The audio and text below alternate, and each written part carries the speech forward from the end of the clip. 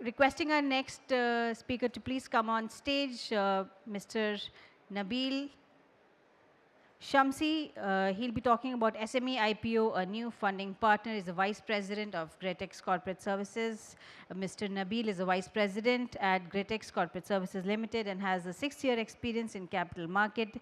He's interacted with more than 500 plus SME promoters and mentored 45 plus SME companies to their IPO route, and has been providing hand-holding to more than 20 plus companies post their listing. Absolutely fantastic, with a big round of applause for Mr. Nabeel, somebody who makes dreams come true on a daily basis. Nabeel, Mr. Nabeel, stage is all yours. Yeah, the audience awaits. Thanks.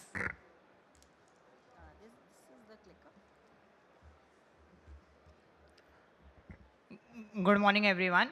So, my name is Nabeel Shamsi, and I represent the company called as Gretex Corporate Services Limited. We are a Category 1 merchant banker based out from Mumbai. So, I guess you guys might have heard about SME IPO in last 3 years, and everyone is, buzzing around the SME IPO space. So, I thought, why not, this be a topic for everyone, that what is SME IPO, what it has done. So, can I have some hands? How many people of you have invested in SME IPOs? And how many of you have got an allotment? Rightly. So there has been a buzz around the capital market for the SME IPO space. And we believe that at Gretex, we have listed more than 47 companies onto the stock exchange and raised around 640 odd crores for this. So why there was a need for an platform for the second fundraising or the another source of funding? So if you look back traditionally, whenever an SME promoter has started any business, okay, so he had only two source of finances. One was his own finance, and other was the finance that he would have taken from the banks. Now, both of these finances were limited. Okay, the personal finances were limited to the extent that he or his friends and family could accumulate. Okay, and bank finance was limited up to the collateral a person had. So there was necessary that a third source of finance, or a third medium of finance could be created for the SME companies. Because if you see today, the entire ecosystem in the Indian ecosystem is being driven by the SME companies. Okay, there are the large cap companies at the upper space, but somewhere down the line, there are SME companies that are supporting. So it is very necessary for a country to grow, to have its SME segment to be very strong. So with this regards, the regulators of the country came out with a provision stating that an SME companies can also tap the equity market and get listed. So this started back in the year 2012. Since 2012 till today, it's been 12 long years. And in this 12 long years, more than 1,000 companies have tapped the capital market to raise good amount of funds. So it all started with a dream that how an SME company can also become a big company, or can tap the capital market. And today, as we are saying, across the nation, the SME companies are tapping the capital market more than the mainboard companies. This has been only possible because of the change in the mindset of the investor community, change in the mindset of the fund houses that are currently there. Everyone wants to invest in a company which is new, which is something, something unique. They have some niche segments, because there are certain companies, or there are good large companies who have, somewhere reached the limit. But all the SME companies that are coming in are of various kinds, are of various nature, and operate in a various different economies, as you see. So we dealt with a company which was generating niobium and platinum from waste, from metallic waste. Okay, so these types of companies are tapping the market, whereas across the country, no one in this segment, has been tapping the current market. So coming back to the thing, how did SME revolve the, revolution have taken place in India? So this is during the COVID, when everyone was stuck at home. We saw a tremendous inflow of funds in the capital market. And one of a major beneficiary of this inflow of funds was the SME companies. Okay, so all the SME companies during, or you can say post-COVID, have gained the momentum. Okay, we have seen very high participation in the SME IPO space, where the subscription level of the SME IPO has been ranging somewhere between 100% to 1000%. Okay, and the premium that at which these companies are getting listed is also have been instrumental. There are certain companies that have got listed at a 300% premium on the listing day, and there are certain companies who has crossed the 300% mark as well. So this specifies that how an SME company or how an SME promoter can tap the capital market to raise funds. Okay, it's been a hell of a journey for us as a merchant banker, or you can say SEBI intermediaries, to create awareness about the SME companies. We have been across the country, conducted various seminars, but it has become very difficult for us to create awareness. But last 2 years, we have not done any seminars, we have not went to any places, people are coming to us. So this entire evaluation which have been taken place in the SME segment is mind-blowing. So, what are the growth opportunities for MSMEs in India? Okay, so MSME support, as I rightly said, the SME is the backbone of the country when it comes to the economy, economics of the country. So the GDP has been rolling out because of the SME companies. Okay, the government has been supporting all the SME companies throughout, and they want the SME companies to grow. I had one SME companies which was into the defense segment. They used to make part for an aircraft, like the defense aircraft. So before 2014, the entire budget for defense, where the parts has to be domestically procured, was approximately nil. But today, the government wants all the parts of the defense, oil and natural gas, to be procured internally by the concept of Make in India. So the government itself are promoting MSME companies across the country. Okay, if you see, there are certain state governments in the country which are giving subsidies for the SME companies that are getting the IPOs. Okay, so all the fees which is being paid by the SME companies to get an SME IPO is being subsidized by the governments. So the government themselves want to push this, and they want to take this forward, stating that good SME companies should come to the capital market and tap. Okay, so the opportunity of growth for MSME countries is a lot in India, and to support this growth, we feel that the entire capital market space would play a vital role in this growth. What is benefits of an SME IPO? All the SME promoters here might have to, just go through this. So the one of the instrumental benefit of the SME IPO space is that a small company can tap the capital markets and raise funds. Okay, earlier, before 2012, this was not possible because the main board listing criteria have been very tough, and SME companies generally do not fulfill these criteria. But when the regulator came in, they shortened the criteria, they eased the criteria of listing a company. Okay, so because of this, what an SME promoter can do today is that they can raise funds. Okay, they can tap capital market, they can make this capital market as a third source of finance for themselves. Okay, and generate funds to enhance their growth. Second is the tax benefit. When I mean tax benefit, I am referring to the sale of share tax benefit. So today, if you sell any shares of an unlisted space or an unlisted company, you're taxed at a 20% tax rate. But when you sell the shares of a listed company, you were taxed at a 10% earlier, but now the tax rate has been revised to 12.5%. Apart from that, one specific thing that a promoter do not look at is the wealth creation. All the SME promoters in the audience might have money, okay, might made some assets, but they have to understand what is the concept of wealth creation.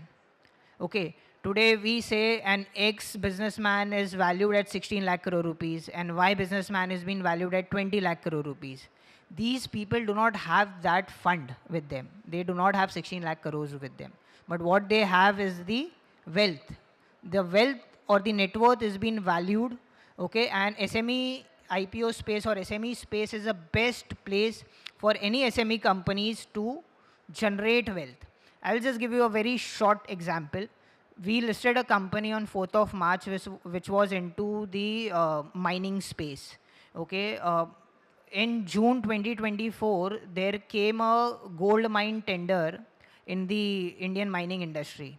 So the requirement of this tender was any applicant who is applying for this tender must have a 200 crore rupees of net worth. Okay, so every SME company, went out of the eligibility criteria because none of the SME companies had 200 crore rupees of net worth.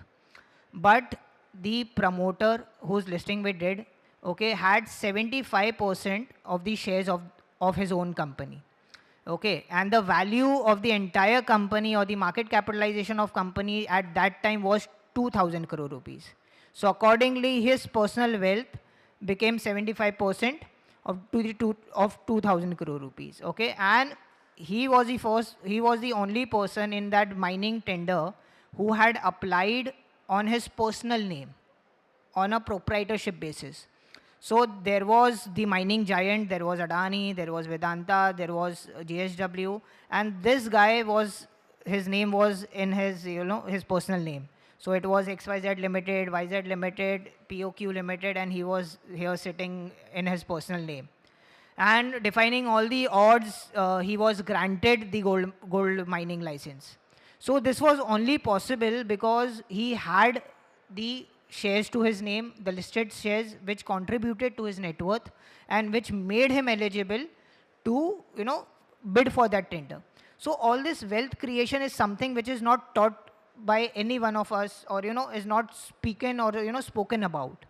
Okay, another example that I usually give is that all the people sitting here who might have the private companies, okay, there is share capital in your company. Okay, this share capital is something which none of the promoter have ever taken it to be a financial asset. Okay, we just look at the share capital in a balance sheet stating that, okay, there is this capital. But why don't we think in a way that, this share capital would be an financial asset for you? Okay, today whatever is your market capitalization is your asset. And how do you monetize this asset? You monetize this asset by, leveraging your company and, going for the public offer or maybe a right issue or maybe a preferential issue. So there have to be a mindset change among the promoter that how do you create wealth from the, from the company that you have. And the best way to create wealth is equity market because it is the equity that, would gain you the maximum wealth and it is highly liquid. Okay, one of the problem that we regularly see is the business succession. Okay, so one generation have created the business. Okay, they have worked hard, created a business, but there is no one in the line to, take it over. Because nowadays we see the second generation, they are not interested in the business or someone want to settle abroad and everything. So capital market gives you that space where you can get your company listed. Okay, you could hand the company over to professional people and you just become the promoter of the company and you maybe retire or you sit or you enjoy whatever you want to do. So a business succession plan is something which is very important, and we feel that an IPO would or the access to the capital market would gain you this, a planning or a succession planning. And the last is the improve public image. So today we have seen many SME companies who were dealing with certain multinational companies or you can say foreign companies. Once they got listed, the credibility of these companies have grown much. Okay, there have been a brand creation amongst the public. There have been a brand recognition amongst the public. Moreover that, there have been a trust, okay, or where there was a trust, the trust has been enhanced by their customers. okay, or by their suppliers. And we have seen at certain level, the banks have also reduced the interest rate by 1 basis point of certain companies once they got listed. Because obviously, once you are getting listed, there is transparency, there is more and more, corporate governance, and there is more trust that has been created. Now, what is a process of listing? Okay, so a process of listing is very simple. So we are talking about SME IPO space here. So you have to appoint a merchant banker like us. Okay, so we are a SEBI registered merchant banker. So any guy or any person who wants to list their company must appoint a merchant banker. A merchant banker would be responsible to do a due diligence of your company, to prepare a draft red herring prospectus, or you can say offer document of your company, file the offer document with the regulator, and then get the approval from the regulator, and then approach the investors and ask investors to fund your company. So the process starts from the appointment of lead merchant banker. Okay, merchant banker has been appointed, the due diligence process and every process has been carried on. Once the due diligence has been done, we prepare a draft red herring prospectus book, and this book has been submitted to the regulator. The regulator upon this book, tends to give you certain questions and ask you certain clarification. Once that has been done, okay, they give you an approval to go for an IPO. Once you have the approval, what you have to do is that you have to open the IPO. The IPO is being opened for minimum 3 days, maximum 10 days. And once your IPO has been filled, you get listed on the third day from the closure of your IPO, third working day from the closure of the IPO. Now, what are the criterias of listing? Who can get listed? Okay, so every SME company. So what is an SME company? So this I just want to quickly go through. So there are two stock exchanges in India currently. That is the National Stock Exchange and the Bombay Stock Exchange. Both these stock exchange have their individual platforms. Bombay Stock Exchange is called as BSE SME platform. NSE is called as NSE Emerge platform. Okay, so there are two different criterias, although all the criterias are of the similar line. I'll just run through the criteria of Bombay Stock Exchange first. So you should have a 3-year-old company or a 3-year-old business. When I mean business, I mean it can be a proprietorship firm, it can be a partnership firm, it can be a public limited company, it can be an LLP, or it can be a private limited company. So you should have 3-year-old minimum business, okay, whether in form of proprietor partnership or anything.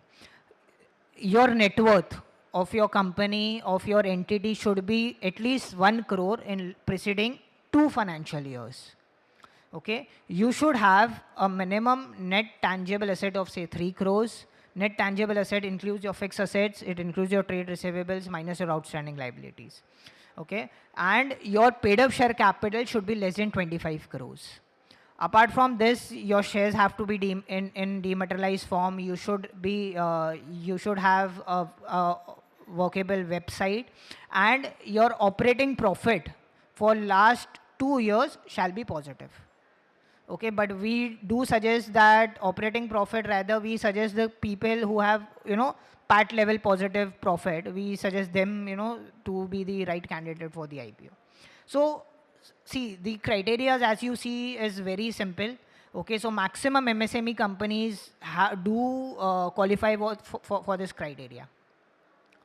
So as I was saying, the track record criteria, operating profit criteria, there are certain other criteria such as the MSME should not be a loan defaulter, should not be an NPA company, there should not be any EOW or any regulatory action which is taken against the promoter, the company or the promoter group.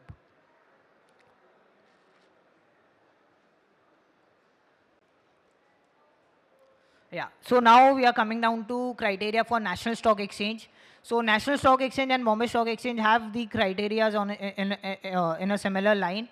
So the post-issue paid-up capital should not be more than 25 crores. The net worth, where the Bombay Stock Exchange needed 1 crore rupees of minimum net worth in the preceding 2 financial year, NSE just have a positive net worth.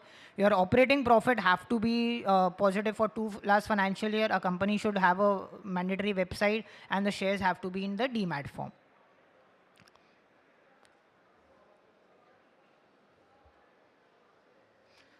Then again, the same track record criteria, which is similar for the listing or at the NSE platform, and same for the BSE platform.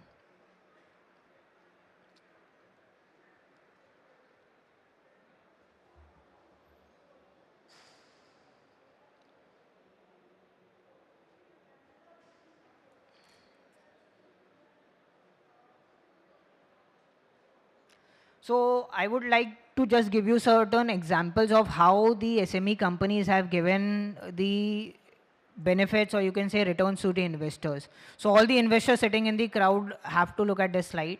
So the company, if I start from the right, Emic Forging, this is a forging company based out from Calcutta. They had a profit after tax of around 10 crores in March 23. We got an IPO of 34 crores for this company at a market capitalization of 135 crores. Today, if you see, the market capitalization is more than 800 crores. Okay, same goes for Clara Industries, a small company based out from a small city, Saharanpur. Okay, the IPO size was merely 3 crore rupees. IPO price was 43, and currently the post bonus price is approximately 40 or 50 rupees. BNB Triple Wall, a corrugated manufacturing companies, did come with an IPO. Okay, the issue price was 36. Currently the price is more than 270 rupees. Kalyani Castech Limited, a container manufacturing company, came out with an IPO at a price of 139. The current price would be somewhere around 450 to 500 rupees. Jayant Infratech company, 67, the current price is 262. A return of tremendous 1176%. And the example that I was giving for the gold mine company, it is the last company, OS Metal and Minerals Limited. The company got listed on 4th March 2024 with a issue price of 87. The current market price is approximately 1300 rupees. So if there is if there are good companies which is going to targeting the capital market, there are ample amount of people who are sitting with good amount of money who wants to invest. They are looking for a companies, they are looking for good companies to come, and all the investors also sitting here also wants to invest in good SME companies. So just do the right due diligence, follow the right bankers, and invest your money safely.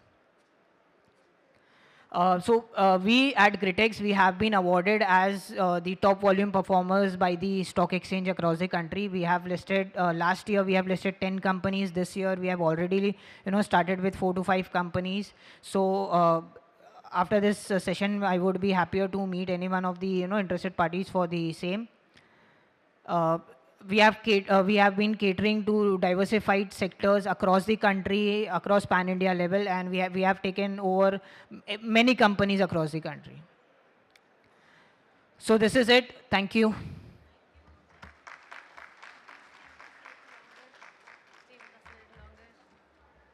We have time for one question, just one question. Yes, yeah.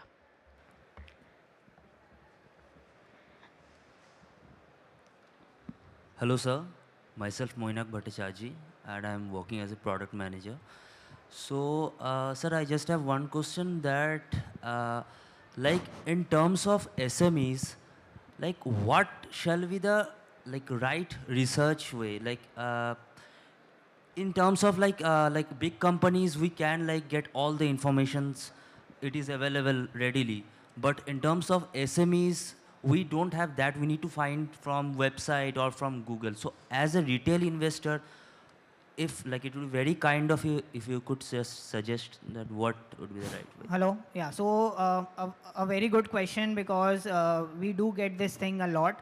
So if you ask me personally, what I would suggest is that you must be very capable to read the offer document rightly.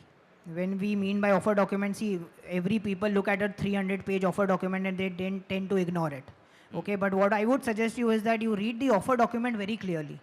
Okay, offer document, what clearly is that you have to read the business of the company to understand the risk factors that can be associated with the company and the object of the issue. These 3 chapters, if you study, you have a sense of understanding what the company do, what it is going to be doing, and how is the performance. Moreover, there are various pre-IPO calls where you get to listen to the promoters. So you must attend these calls as well. Okay, and apart from this, you can anytime, you know, contact the company, because in SME space, the money has been put on the promoter. Okay. Okay, it is on the promoter's conviction. All these small companies that you see, because it is, you know, more of a unicell companies. It has been operated or, you know, taken forward by one person. So entire SME IPO space, you can see the conviction has been put on the promoter's gut, on the promoter's expression. Okay, the example that I was giving you of the gold mine company, the promoter, when I met him, he says that in next 2 years, I will make this a 1 lakh crore rupees company. So I got scared. I say, भाई ये investor के सामने नहीं बोलना, भाग जाएगा वो. So he's like, अरे नहीं, मैं करके दिखाऊंगा. I was like, you don't say all this thing. And today he have a gold mine which have a reserve of 10 lakh crore rupees. Wow. So if the promoter, you know, is determined, if you get a conviction on the promoter, then you bet on the promoter. But you have to study the, you know, offer documents very carefully. Okay, so you know bits and everything, because nowadays the merchant banker, the SEBI and the stock exchange, they are forcing the maximum disclosures that have to be put in the offer document. So if you read the offer document, I feel it is good, and you just have to, you know, try to speak to the promoter. And if you take a position or you buy a stock of a company post IPO, okay, so once you have a share, you could always go and meet him. Okay, he have to be accessible for you. There are annual journal meetings that is happening. There are other, you know, EGMs which is happening. So you can go attend them and meet the promoter. So we have to take an effort, okay, to go out there, meet the promoter, and then, you know, do it. Thank you. Great. Got it. Thank you for the wonderful question. Ladies and gentlemen, a big round of applause for Mr. Nabeel. Mr. Nabeel, what a story. That gold wala story was, what a twist. I mean, amazing. Plot twist ho gaya hai to. Okay, so one question, very small question from my end. So I recently anchored the IPO listing of a company at BSE, and the only reason I tell you is because it's contextual. And the company actually took 13 years to get an IPO. So by the way, anyone wanting to do an IPO in the future, please raise your hands.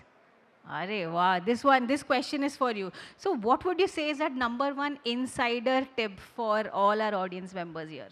How do they crack the IPO game? Oh, so this has been a question when, you know, which I get at every forum, but it has become very difficult to get an IPO allotment for a retail person. I could just say try till you succeed. There is no other way.